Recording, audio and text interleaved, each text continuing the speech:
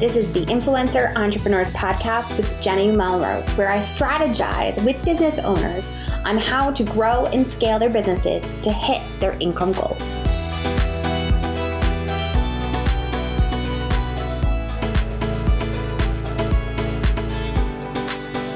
This is episode 173 of the Influencer Entrepreneurs Podcast with Jenny Melrose.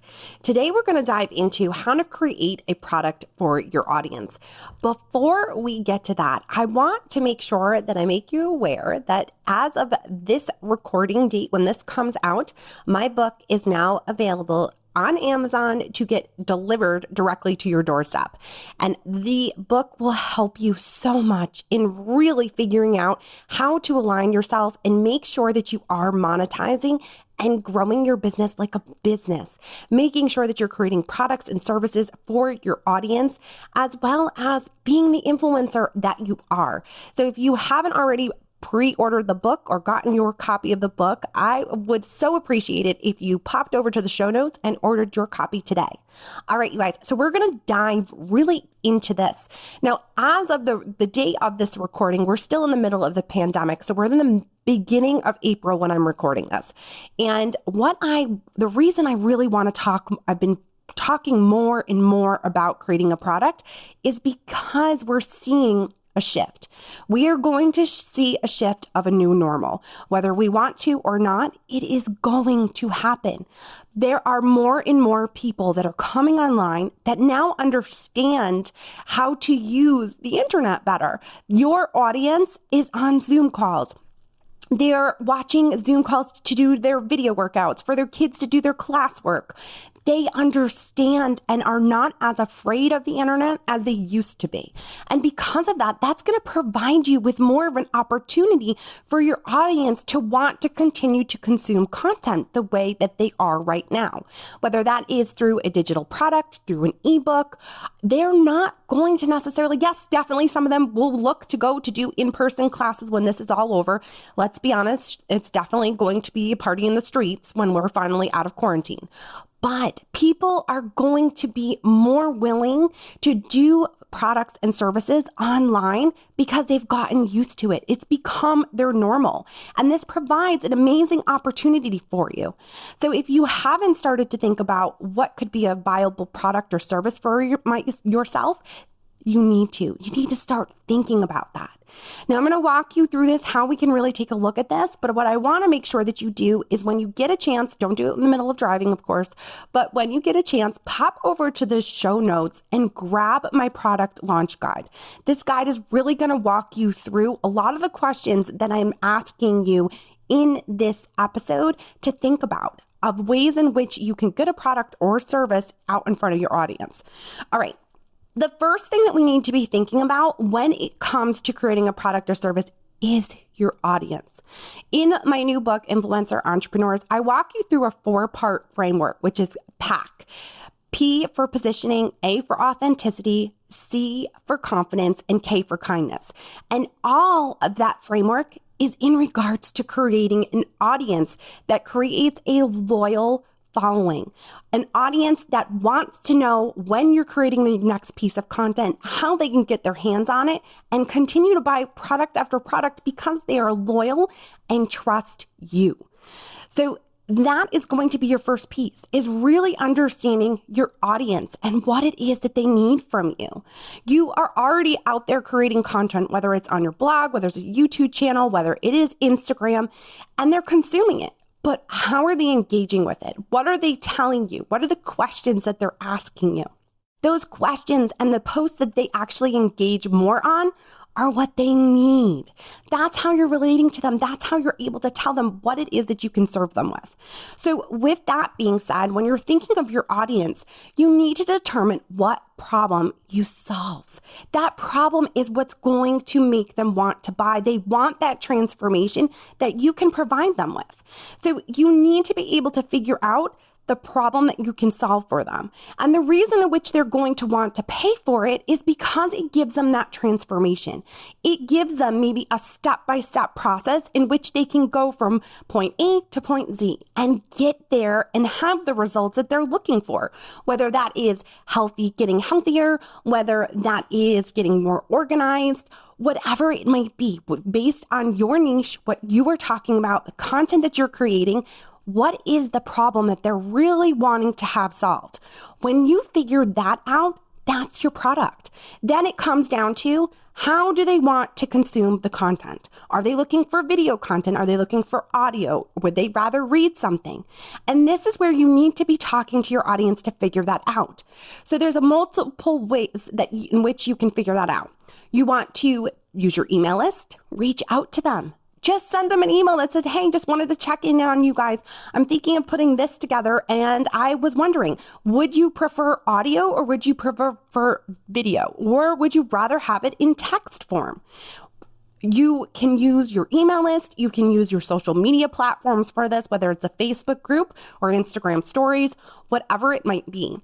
Now, if you're curious about how to use Instagram stories to help you create that product, definitely you're going to want to go back to episode 112, where I talk about how to create a product using Instagram stories. There's a ton of different ways in which you can do this. It's really about creating that engagement and getting them to talk to you, whether you are getting in their DMs or they're answering a poll. Continuing that conversation is going to be key so that you can truly understand what it is that you are going to be able to solve for them. Now, once you have figured out that problem, then it goes again to determining how are you going to deliver that content, whether it's going to be a digital course or could it be a service. And when you're thinking about this, that's how you continue to create content. I have a lot of people that will start that are bloggers, that are brick and mortar, that are creating content and they don't have an end game in mind. You need to think about that end game. You need to think about, how can I logistically funnel them towards that? And I know when we start talking about funnels, people often will just shut down and not want to talk about a funnel because it sounds overwhelming. But really, it's about leading them down a path to that product. So it's the beginning stages. When you're thinking of, okay, I have a product in mind. Let's say our product that we're trying to create is to have our vegan food blogging audience.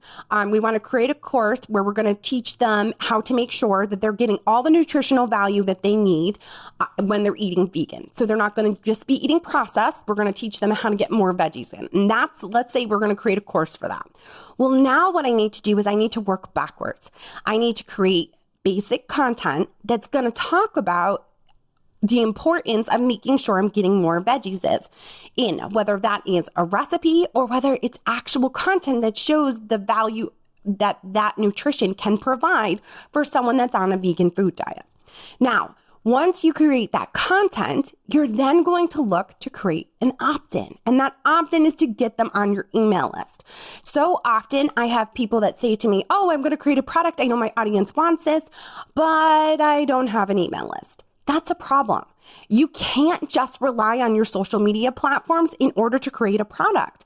Because again, you have to remember, when it comes to social media, people are not seeing things. There is so much content that is out there now because there are so many more people that are online, whether they are consuming the content or whether they're creating new content. Think about all the new influencers that have popped up recently that started a new YouTube channel or a new blog or have started doing fitness videos online.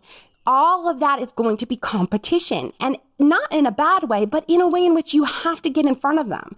So if that's the case, when we're looking at Instagram stories, think about it. 24 hours is what you have for a story. If that is up there and you've talked about it twice when you go to launch a product, how many people have actually seen that? And how many people have actually taken action? You have to remember that content needs to be put in front of someone at least 7 times before they're going to take action. So your 24 hours worth of stories where you talked about it twice isn't even getting them to the 7 times that they need to get to take that first piece of action just to take a look at the product. This is why it's so important to make sure that you are building that email list. And the way in which you do that is to create a freebie, a checklist of some sort, or a guide, or there's so many different options for opt-ins, but you want to provide them with something in exchange for their email list. People are not going to just give you your email list to get the latest and greatest for your newsletter. That's not where it's at. You have to be able to give them an opt-in that is in line with the product. So if we go back to that example of that vegan food course that I was talking about, where we're trying to make sure that they're not just consuming processed products, they're getting more veggies in. I would want to maybe provide them with a chart that's going to show them that if you did a unprocessed food versus a processed vegetable, maybe the nutritional value, if that's what my audience is wanting. You have to always remember, is this what my audience wants? And you may have an audience that you didn't realize wanted certain things. This is why you have to be talking to them. I've had plenty of clients that have come in, have said, I want to put together a book. And then when they went to their audience said, no, I want a journal. You have to provide them an opportunity to tell you that. And that again is where the Instagram stories can come in, using a poll and continuing a conversation with them.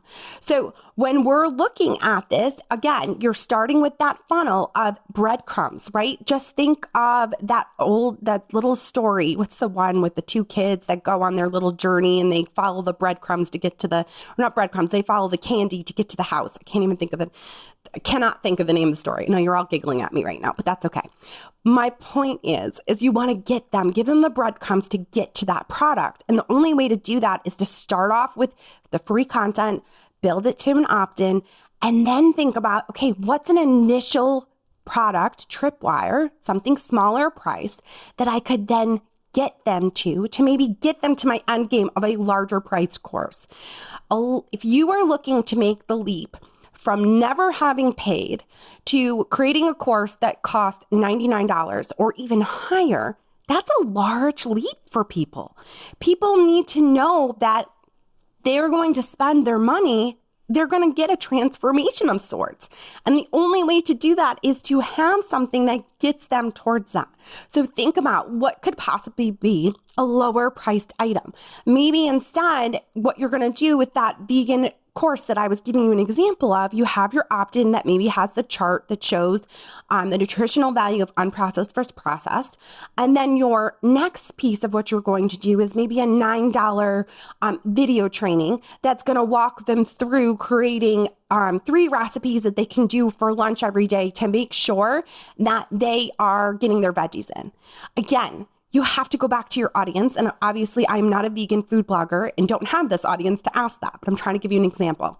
So there for your tripwire, let's say you're going to do that video for $9. Well, now what is the next stage that you can get them to towards making sure that the course makes sense? Along the way, as you're doing the opt-in and you're building that rapport with your audience through email, because let's be honest, you're going to build an email list. You need to be emailing them. You can't just give them a freebie and let them sit on your list for 3 months and they never hear from you. When you go to email them, when your course is done, they're going to be like, who is this person? I'm not opening this, and put it straight into the trash or spam. So you want to continue to build that relationship. And as you do that, people are going to decide that they like and trust you. And they may decide that, well, you're not their cup of tea, and that's fine. That's what we also need to understand, is that when you create a product or service, it's not personal as long as you're listening to your list. If you're listening to the people that you have in your audience to create this, then it's going to be something that they need. And you have to make sure that you're paying attention to the words that you're using. If you put out an Instagram story and you don't get any responses on that story of a poll or even a question, maybe it's the words you used in order to ask it. Ask it a different way and see if you get a response. Now, if you have Instagram stories right now and you haven't been using them and you never get engagement, well, you need to start there. You need to start creating consistent content so that you can really figure out what your people need. You need to have some sort of way to communicate with your audience. And it can be Instagram stories, it could be a Facebook group, and it could be your email. But you have to have some way where they are hitting reply and responding to you and talking to you. If your list isn't talking to you yet, the first stage before you can actually put out that product is you need to build that rapport with your audience. You have to start there. Create that relationship with them so that they can decide if they know, like, and trust you and want to buy your product. If you go through this journey of creating a product where they actually can see that there's a transformation from even just your opt-in, they're going to be ready for that $9 product. And then if that $9 product exceeds their expectations or even just gives them that transformation of being able to eat veggies for every day for lunch, then they're going to be ready for your course that maybe helps them transition their whole family to getting more veggies in rather than unprocessed vegan food. So you need to think about always, how can I get them to my end game? What am I trying to get them towards? And create the content. Because as you create that content, you are going to attract an audience with Google, with Pinterest, with your social media, with the hashtags that you use on Instagram. All of those things are going to aid in getting them to that. And the only way that you can do that, though, is create that content that is in line with it. So you can start to have, if some of you that are listening are thinking, well, I just don't have that audience, I don't have that relationship yet, think about the content that's the beginning of the stages. What are they struggling with? And take a look and see, do a Google search and see what else is out there that has been already created and see the comments. Take a look. You have to do the research. You can't just say, oh, well, I want to create a course that teaches kids how to make gluten-free desserts. Well, have you created that audience already? Do you have that audience, those moms that are looking for their kids to create gluten-free desserts? And are you continuing to talk to them and build a relationship with them? Just because you have an underlying factor of always talking about gluten-free desserts and how your kid wants those doesn't mean if your audience hasn't come to you and raised their hand that they're going to buy a product that sells that. You need them to raise their hand. And the first way that they're going to raise your hand is that opt-in or freebie. Now, you guys, in my product guide, it is going to walk you through these steps of what we've talked about, trying to figure out that problem that you solve, who your audience truly is, and how you can continue to walk them down that funnel, or just think of it as your breadcrumb path, that the house with all of the, I know I keep going back to Hansel and Gretel. That's what it is. I could not think of it. But with Hansel and Gretel that walks into that candy house that they end up in the woods, that's your product or service that you're trying to get them to. So what is your candy path that is going to lead them there? And it has to involve a transformation along the way. And it doesn't need to be your end result of what your course is going to be. That's the big piece. That's the huge transformation. That's the step by step where everything is in one place. You want to start to walk them on that path. So make sure, if you haven't already, grab that product guide so that you can start thinking about this and planning it out, and then start to think about, how can I create this product or service for my audience? This is the time to do it. We're seeing, like I said in the beginning, we're seeing more and more people being willing to come online and buy services and products that are online because, well, they were forced to. So they're going to continue to want to consume content that way. It's your job to create it for them. Don't get stuck in doing everything the traditional way of just waiting for ad money to come through. You want to build a business that's sustainable over time, whether it's in the middle of a pandemic or we're at the height of the market and doing great with people wanting to spend money left and right. Think about creating valuable content for your audience. Now, one last note that I wanted to bring up is that I know a lot of people will struggle on the whole pricing and sales when it comes to this. Here's what I need you to understand. If you don't create this product or service for your audience, they still have that problem. So it's not about you trying to sell something. It's about you solving that problem for your audience. Don't hold out on them. That's being selfish. If you know you can solve a problem for your audience, you're being selfish by not putting it together into a product or service.